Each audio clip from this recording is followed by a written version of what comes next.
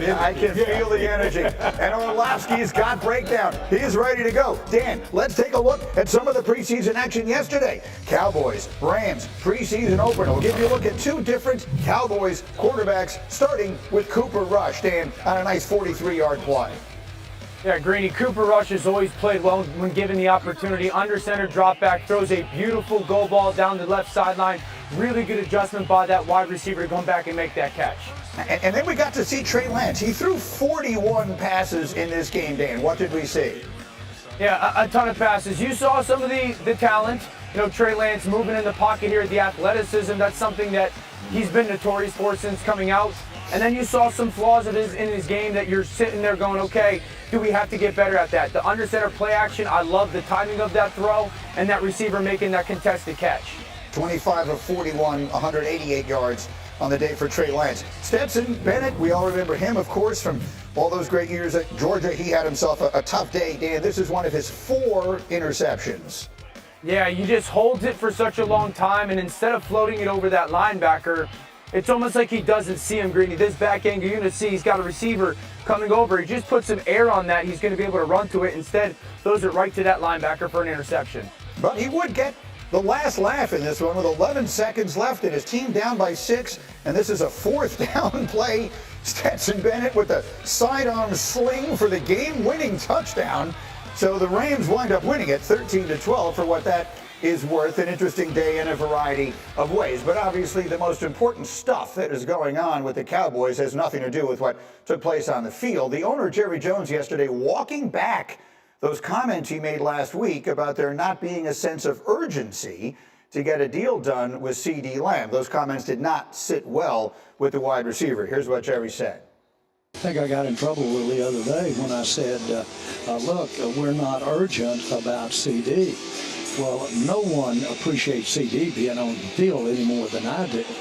Now, I understand completely the angst that's happening when you are anxious about and someone says anything about whether you're missed or not. Well, CeeDee, you're missed, okay? But you're not missed out here competing, and it doesn't put any pressure any place on us. Okay, so Dan Graziano, do you have a Jerry English Jerry dictionary? Can you explain that one? Well, we said last week, right, they asked him, is there a sense of urgency? He's going to say no because he's negotiating, and it doesn't help his negotiating position to say yes. But obviously he gets back and sees the reaction, like, you know what, I should probably have said something different in the moment. His points are, look, we're confident we'll get it done. In the meantime, we've had some other receivers getting opportunities in camp, and that's a good thing. We know CeeDee Lamb knows the offense. We know whenever he gets here, it'll be fine.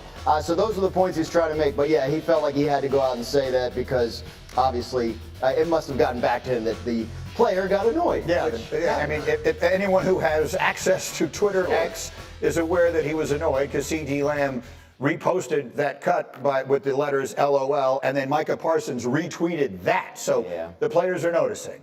Players notice. You know, what the funny thing was, the first thing that jumped to my mind was, remember when Emmitt Smith held out? Yeah, yes, I do. I like, that's the first thing that I started thinking when this whole thing started unfolding was, could CeeDee like hold out until the regular season? Like, this dude has a lot of leverage here. And that to me is, when I heard Jerry Jones made the initial comments, I'm like, bro, this is not good. Yes, for those who don't remember what D. Wood is talking about, 2 generations ago, in the early tenure of Jerry Jones being the owner of the Cowboys, they won the Super Bowl, and then the following year, Emmitt Smith held out into the season. He missed the first 2 games of the season. They realized just how badly they needed him. They got him back. They won the Super Bowl again, and he was the MVP of the Super Bowl. So we've seen that happen. We've also seen Jerry go down to Cabo to sign a deal with Zeke Elliott. So usually when these standoffs have happened historically, the Cowboys have not come out on the top end of it. Dan Orlovsky, what is your perspective on all this CeeDee stuff? See, Graz, you say he knows the offense and everything will be fine when he comes back. I disagree. You know, when these premier athletes miss time in training camp, usually there's something attached to either their performance or their health that isn't on par with the expectations. The Cowboys play a game in like 3 weeks or something like that, the ones that matter. This is valuable time for CeeDee just to get into regular, like, hey, I'm ready to go football shape, no matter how much you train. This team plays the Cleveland Browns in week 1. they're more than likely going to be starting a rookie left tackle going against Myles Garrett. That is going to be an unbelievably difficult task with CeeDee Lamb, let alone without it. No receiver in football has more yards when a quarterback's pressured over the last 2 seasons than CeeDee Lamb. You're talking Cleveland week 1. You're talking New Orleans week 2. You're talking Baltimore week 3. Talking the Giants with the new addition of Brian Burns week 4. Pittsburgh week 5. This gets really dicey for the Dallas Cowboys. For a team that's on the verge or the fringe, dude, they better get this dude in camp, and they better get him firing on all cylinders when he comes back quickly, or this season could start downhill fast for the Cowboys. Gross, what were we talking about in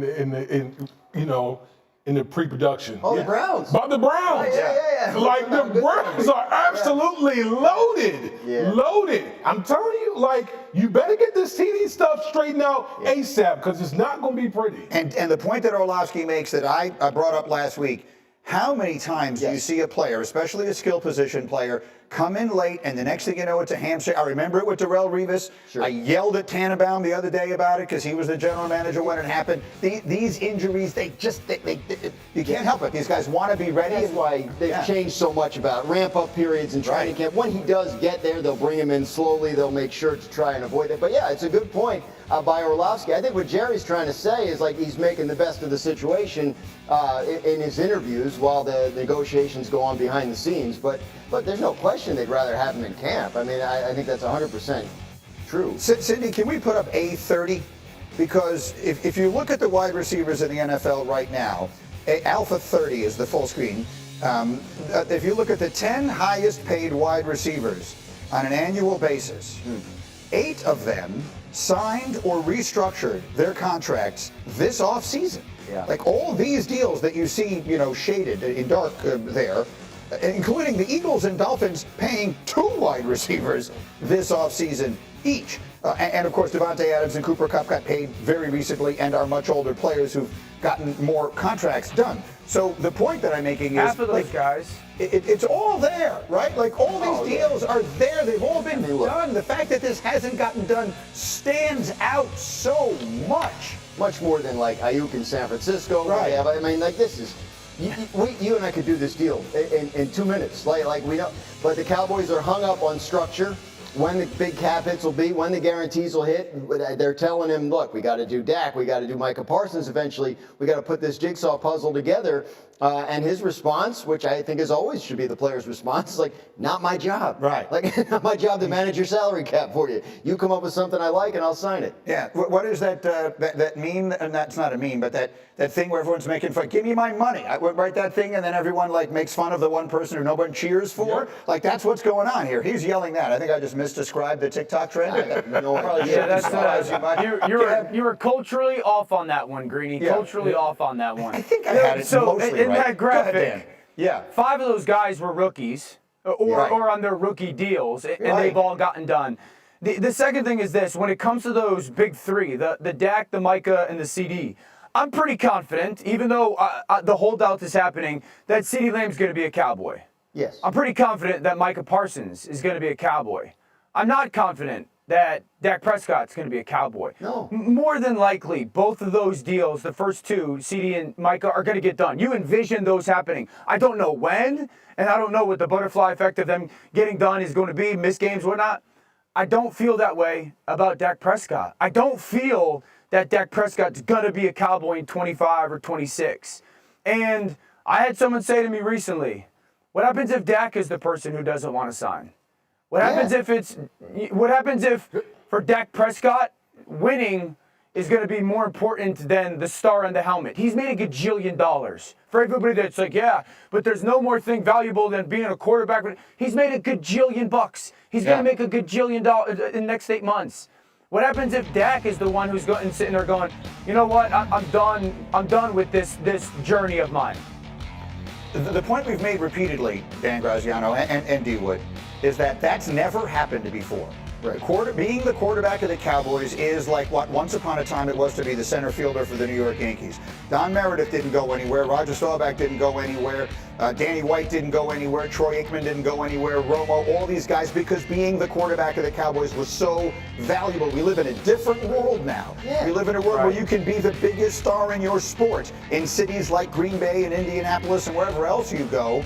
So what we don't know, Dan Graziano, because I don't know Dak at all, considering how I've probably talked about him more than I've talked about my own children over the last 5 years. Correct. And yet I don't know him at all. Like, I don't know whether he finds all of this attention wonderful, which some people might, or like something I'd love not to have to deal with, which other people might. I don't know that part of it, and I think that will go a long way towards deciding what he wants to do. I think what we know about Dak Prescott and you know his background, what's going on, what's happened with him and his family, like he's pretty good at, I guess, compartmentalizing, right? Like this is an important aspect of my life. This is another important aspect of my life. I'm going to focus on this right now. I think he's shown an ability to do that. He's got good perspective on what this is all about, and he recognizes he's in a great situation. Right. He doesn't have to do anything at all on this contract unless he gets everything he wants. Because his worst case scenario is he's going to be a free agent. And that is, if you're an NFL player looking to make some money, the best case scenario. I just find it hard to see Dak Prescott being with the Cowboys after this year. You've gotten to the point where you are unrestricted free. Yeah. They can't tag you. They can't do anything. Right. There are so many organizations out there that are dying for a quarterback, let alone a top 10 quarterback in the National Football League. And they I will remember, outplay the Cowboys. like we talked about how the Dallas Cowboys, yes, they know how to draft and develop, but they don't go out there and supplement those guys. Like if you're going to be all in, hey, Dak Prescott might say, look, I want to go to an organization that is truly all in all aspects of it. Not just going drafting, but hey, free agency. We're going to go get guys. We're going to do all the things necessary to try to go win a chip. Dan-O. Yeah, maybe his own legacy is more important than the star for him now. Yeah. Hey, Dak Prescott, if we're just being real about the story of Dak Prescott, is an unbelievably successful story. Fourth round draft pick, becomes the starting quarterback, kind of breaks the record with a contract. I think he's one of the winningest quarterbacks regular season wise in Cowboys history. Maybe that's enough for him when it comes to his Cowboys journey. And maybe now it's his own personal legacy of if he wants to take that next step, he's very aware that he's going to have to go win in the playoffs and win a Super Bowl. And maybe in Dak's mind, I don't think that's going to happen in Dallas. Maybe there's a better opportunity for him to do that in a New Orleans or in a Las Vegas. Two different places that might be looking for quarterbacks next year. And while the journey with the star in the helmet has been unbelievably beneficial for him, maybe he sits there and goes, maybe it's not about that full journey in my own story, more importantly in the future. Oh, by the way, they have a whole season to play before they start worrying about this, right? I mean, he's going to be there this year, and we'll see if he has his best receiver involved or not. Do we want to play the